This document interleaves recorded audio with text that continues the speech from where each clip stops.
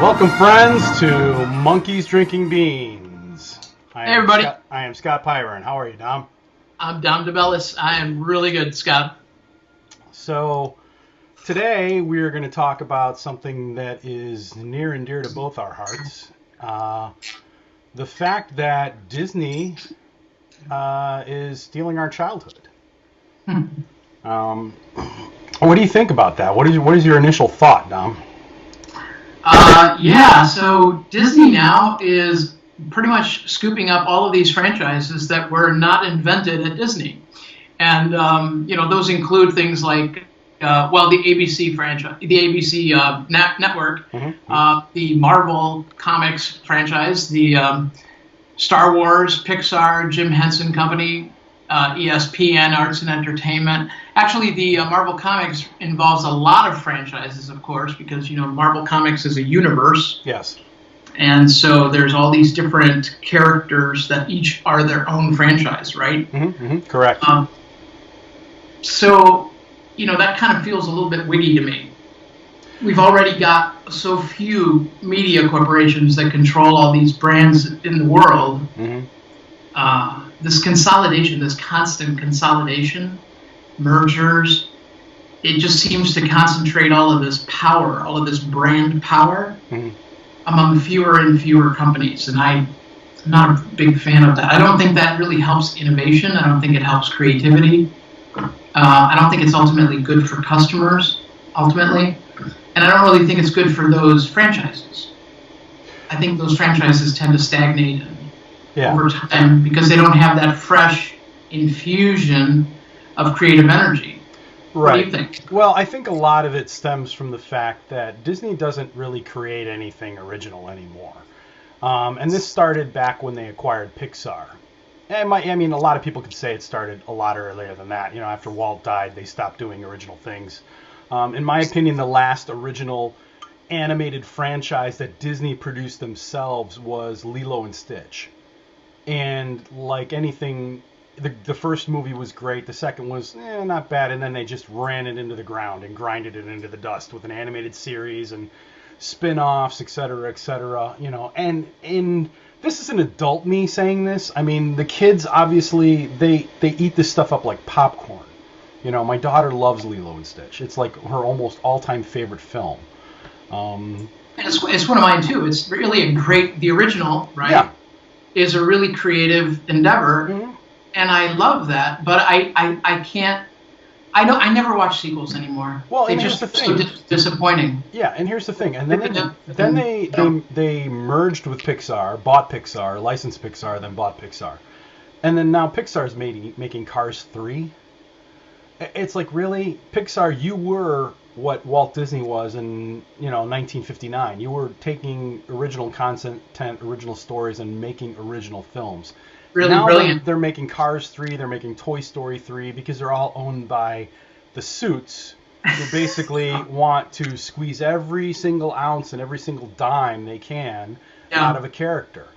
Hey, Munsters was a hit. Let's make Munsters 4. Yeah, Monsters Inc., Monsters University, yada, yada, yada. But here's the thing, Dom, and you know a little bit about this more than I do. Now they're actually doing what Walt originally did. They're going back to an original property, an original film, a book, A Wrinkle in Time. Tell us a little bit about that, Dom. Well, so A Wrinkle in Time is one of my childhood favorites. Before it was ever touched to be adapted into a movie, and it was a while back, but I think it was in the 70s, I think it was, adapted into a TV film. And that was actually adapted by the Walt Disney Company. Was that the Walt Disney Company? Mm-hmm. Oh, okay. But it was it was for cable, for A&E or one of their off-Fox channels. So it was a direct-to-cable thing? Yeah. Well, A Wrinkle in Time is Madeleine L'Engle's novel, and it's actually part of a series. And it's often mislabeled as science fiction. It's really not science fiction. It's set in space, but it's a fantasy. Much like Star Wars is a fantasy, it's not science fiction. It's set in space, and Madeleine L'Engle was a Christian author who wrote books for children, and they were fantasies that would teach moral lessons, but they were really set up to be much like C.S. Lewis's books. Mm-hmm. They were really set up to be really good fiction for children. Right. And like C.S. Lewis, she would bristle when people would call them, morality tales or something like that. She's like, no, they're actually real stories, and quite good stories. And she won very many awards for it. I think she won the Caldecott Medal, and several other awards. Yeah. So she's very celebrated in the fiction world. Yeah. Well, this film has got a lot of high-profile stars attached to it. Chris Pine, Reese Witherspoon, Zach Galifianakis, and even Oprah Winfrey. Yeah. So if you've seen the trailer, it's like, oh, that's Oprah. Yeah, and I hope they don't screw it up.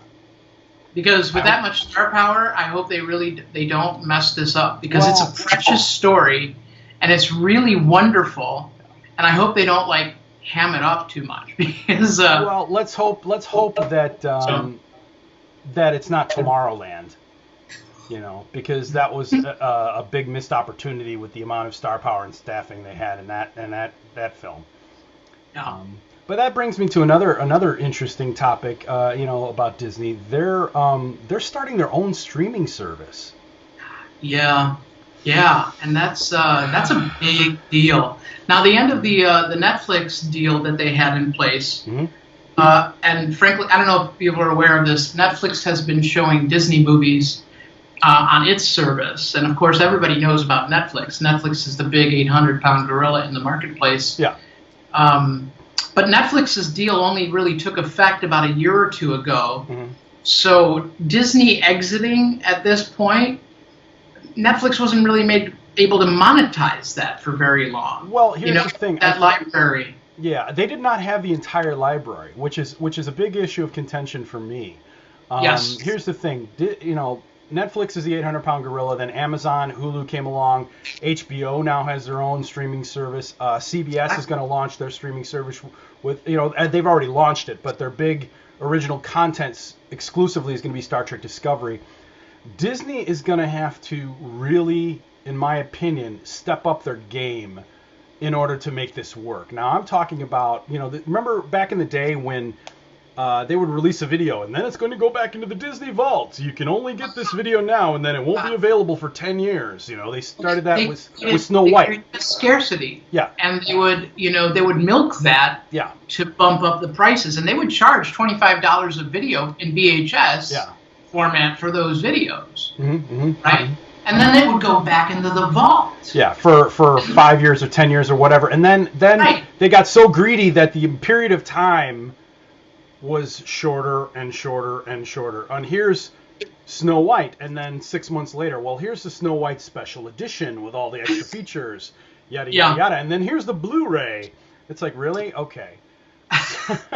So for me, Dom, the only way this works, the Disney, is if literally they pull everything out of the Disney vault and put it online and make it available for you. I mean, I'm talking about, I want The Adventures of Zorro. I want Darby O'Gill and the Little People. I want all the Kurt Russell, Dexter Riley films, The Love Bug, Escape from Witch Mountain, Flight of the Navigator, the original Tron Legacy. I mean, Tron the Animated Series.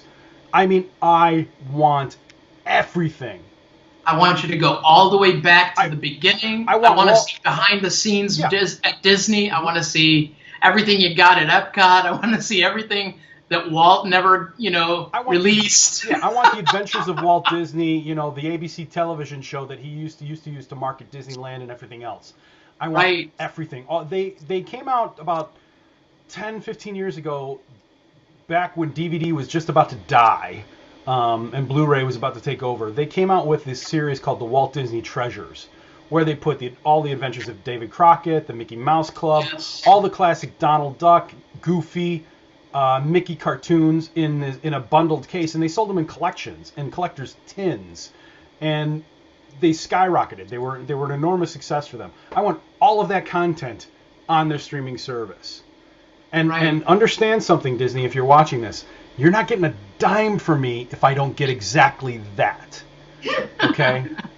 I could care less about all your Franken popcorn shows that you've done to rot my daughter's brain with laugh tracks, like all the Disney Channel crap that they put out there. Okay? Because that stuff is awful. It's horrible. It's horrible. It is. It's crack. It is. And the kids eat it up. It is crack. But, yeah, because my nephew's on that stuff. He's like, back when he was a kid, now he's 12, of course, he's outgrown all of that stuff. But man, he would have to have that on at all times. Oh yeah. And I got rid of cable almost for that reason. Because it was just, I couldn't stand watching it all the time. And unfortunately now, it's all over Netflix. I can't walk into the living room, my daughter's watching some show, and it's like, why are you watching this? This show's going to melt your brain. But I like it. Because it's sugary and it's bubblegum. That's exactly. All it is. It's Frosted Flakes. You know. And you can't get the songs out of your head. No. No, you can't. So how does this affect a couple other things, Dom? How does this affect how we're going to go to the movies? You know, why do we pay to see movies anymore? There's also the issue of piracy, you know, which has always been around. Well, you know, I was reading an article a while back that said that in 2016, so apparently fewer and fewer people are going to the movies, and they're blaming it on millennials, but I don't think it's a millennials' fault. I think it's that nobody really goes to the movies anymore. So in terms of like the number of tickets that are bought at the box office, or through these online box offices, I call them. I don't know. I mean, you know, you can buy tickets anywhere, but you can Fandango, you name it, yeah. At the box office. In terms of the number of tickets being bought, people used to go to the movies literally every week. You know, we're talking 30, 40 years ago. Yeah. And as you know, but nowadays, you know, in 2016, they're basically buying a ticket 4 or 5 times a year. 4 or 5 times a year of the average family. And so Hollywood is using more and more money to market fewer and fewer films to fewer and fewer consumers. And so what does that do? Well, that means that Hollywood is making more and more blockbusters, but in fewer and fewer really good films. Yeah. You know, I think that's why we're seeing a decline, and we talk about this in another episode, don't we? Yeah, I think we touched on Hollywood. Well, yeah, I think we touched on it briefly at one point, but the thing is, Hollywood, stop making crap. Stop making remakes. I'm sorry, Ghostbusters. We didn't. First of all, you dropped the ball on that one. Everybody was excited about it. They were excited the fact to have. You know, the original cast passed the torch, and what did they do? They screwed it up. No, there were cameos playing different characters. The only guy you thought could have been the actual character was Dan Aykroyd as the taxi driver. And, you know, when he spouts off on, oh, that's a free-floating vapor, I don't go downtown. You know, he could have been Ray. Could have been. But it wasn't. Yeah. It was such a huge missed opportunity. They were just cameos instead of being the characters. Yeah, stop. So I understand this, and this is part of the factors that's going into all of these all of these sequels that are coming out and retreads that are coming out. It's because Hollywood doesn't want to gamble on a new property. Yeah, and they've done this forever. Don't get me wrong. This is not a new concept. Okay, Hollywood has made movies, you know, from the 30s and 40s. They would take, you know, Clint Eastwood and put him in a movie that was made by Clark Gable or whatever. I'm just spitballing, putting them as placeholders, and film the same movie. Okay, perfect example. Oh God, my mom is going to kill me for not remembering this reference. But Rio Bravo, and I think another John is a remake, or El Dorado is a remake of Rio Bravo, or vice versa. Okay. Gotcha. I don't know those films well enough. Well, Robert Mitchum plays the town drunk in one movie, and Dean Martin plays the town drunk in another movie, and it's basically a remake of the same film with a little bit of twist, a little bit of different actors. And both movies I love, you know, growing up watching westerns, and at the time I never put 2 and 2 together. But now that I'm an adult, I watch them. I'm like, yeah, it's essentially the same movie with just a couple different, you know, actors playing different parts. So did they even bother changing the set? Yeah, no, you never know. Yeah, let's just twist this around here to the left, and people won't know. Yeah, right. So Hollywood has done this for years. You know, a horrible example that they're going to do again, which I don't quite understand, is they're rebooting the Munsters. Yeah. this is killing me, Smalls. This is killing me. Yeah. First of all, they tried rebooting the Munsters a little while ago with a pilot made by Bryan Singer called Mockingbird Lane, which had Jerry O'Connell and Eddie Izzard. Jerry O'Connell playing Herman, Eddie Izzard playing Grandpa. And I saw the pilot, and it was like the Munsters meets Desperate Housewives. It was an interesting twist, an interesting take. Not my Munsters, but I would have watched it, but it didn't gain any traction. Right. And now they're supposed to be remaking it as Brooklyn hipsters. I don't quite understand this. I don't understand it at all. So, I mean, but your point earlier was, are these movies worth paying to see? You know? Well, and that's the issue of piracy, right? Yes, this exactly goes to piracy. I think that's why piracy is still rampant, because I don't want to pay to see, a remake of Ghostbusters and be disappointed. You're stomping all over my childhood, grabbing as much as you can, and just recycling it. When I could go back and I could watch the originals and relive my childhood in an original way. Now, there are some different properties that are recycling my childhood. Okay, Netflix's Stranger Things is set in the 1980s, and it's like the Goonies with a horror story. It's like the Goonies crossed over with Stephen King. I don't know. Have you seen Stranger Things? Yes. Yes. Yeah. And it's done brilliantly. Brilliantly. Yes, It's very well done. It has the feel of like it was made in the 1980s with a cast that looks like they came out of my childhood, lived down the street from me. It's fantastic. Another movie that's coming next year, which is based on a book, is called Ready Player One, which is based on the novel by Klein. Is it Christopher Klein? I can't remember his name.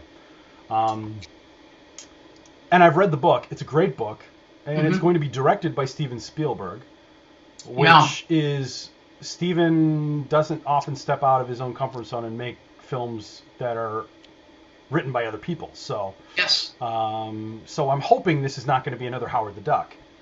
No, I think it's going to be. I think it's going to really. I've seen the trailer. Have you? Yes, I have. The trailer. Oh my God, the trailer looks awesome. Very exciting. Awesome. And if you guys, just telling the audience, hey, if you guys haven't seen it, Google the trailer. Ready Player One. Prepare to be blown away. It's really exciting, and you might have to watch it a couple of times. There's a bunch of Easter eggs in the trailer. That's all I'm going to say. I don't want to spoil it for you. Yes, Ernest Cline. I had to look him up because I know it was Klein. Ernest Cline is the author. Okay. And he wrote another book called Armada, which is just as good. If you haven't read either of his books, go get them now. Go get both of them now because they're both fantastic. Great. But yeah,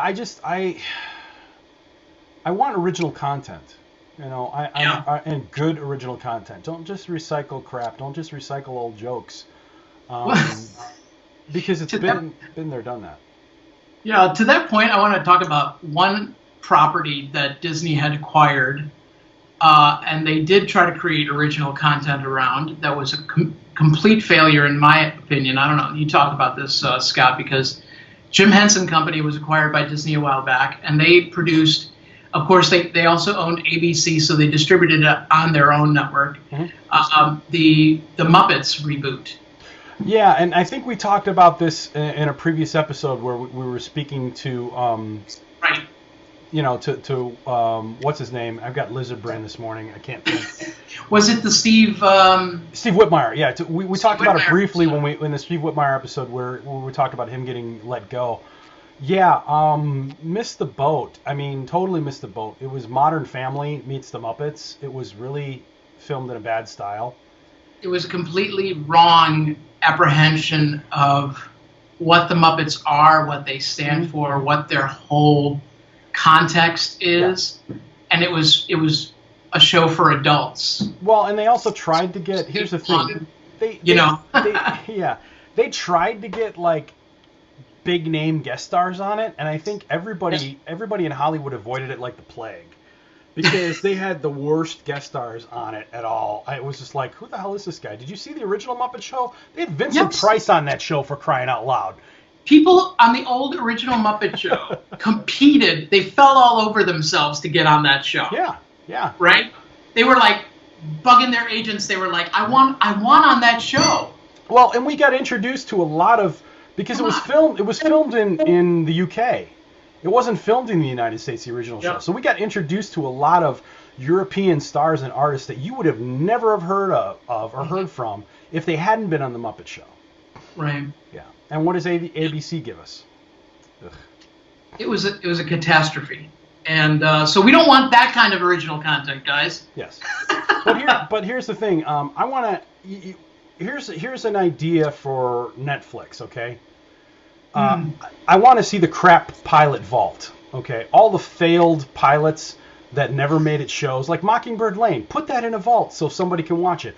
The Wonder Woman show that was going to come to NBC, put that in the vault so somebody can watch it, so they can know. And so the Hollywood executives can go back and say, wait a minute. They made the Munsters, remember? Remember this Mockingbird Lane show? Maybe we shouldn't really license that property. Maybe that's a bad idea, you know? What are they going to remake next? They're going to remake Happy Days. You watch. And by vault, let's be clear, you don't mean in the Disney Vault type of vault. You mean like online so everybody can subscribe to it. Yeah. I mean I don't mean the vault that's behind closed doors where it's like, wait, we'll burn all the copies of Mockingbird Lane. Nobody will ever see it again. No. Put it online. Put it on the streaming services so people can watch it. And go back through the Hollywood history. Go back through television history. And anything that was made as a pilot that never got optioned for a series, make it available online so people can watch it and be like, oh yeah, this is horrible. This is really horrible. That was a really bad choice. I wish I could take that back. Yeah. So they need one more thing I'd like to add, if you don't mind. Yeah, sure. This goes to like the film preservation people, and I think it's called the Film Preservation Institute. Yes. I'm not sure. Yeah. All those directors and producers who are paying into this, trust to actually to go back and to preserve and protect those films that are deteriorating because they're just haven't been taken care of. And I guess because original actual film deteriorates because it's an organic compound. Right. So now, remastering those and putting them on digital media and making them pristine again and things like that. Films like Sunset Boulevard, that are, I don't know, 70-something years of age. The film is actually breaking down. Yeah. And we'll lose those films. And we do lose films. Every year we lose films. Yeah. And, once you lose them, they're gone. They're never going to be able to be seen again. Yeah, and the sad thing is I think Hollywood is focused on only preserving the blockbusters. Right. I mean, a good example of a film that absolutely deserved to be preserved, and I have the Blu-ray, is Jaws. The original Jaws was preserved and was re-released recently on Blu-ray. And when I say recently, it was probably 5 years ago or so. But I watched that film, and it's amazing. It's amazing how crisp and clear, and when the girl's swimming in the water, you can see the girl. It's not just like a black blur. It's amazing. So yeah, film preservation and remastering is essential. And I think and they should remaster the crap pilots and save those so they don't remake crap anymore. Yeah. Hey, speaking of that, is Spielberg's film Close Encounters of the Third Kind is coming out again. Yes, and I think it's a remastered, preserved version. Yeah. So that'll be interesting. I'll definitely be interested in seeing that. How about that? Is it a 50th anniversary? Correct me if I'm wrong. Oh, God, please tell me I'm not that old. No. I don't know off the top of my head, but it is an anniversary. I mean, 1977, wasn't it? Yeah. 1977? Yeah. Guess what, Scott? We're old. Yes, we are. Yes, we are. And with that, Dom, I think that's about that wraps up our show today. Yeah. Thanks for joining Monkeys Drinking Beans today, folks, and we will see you next time. Thanks, guys.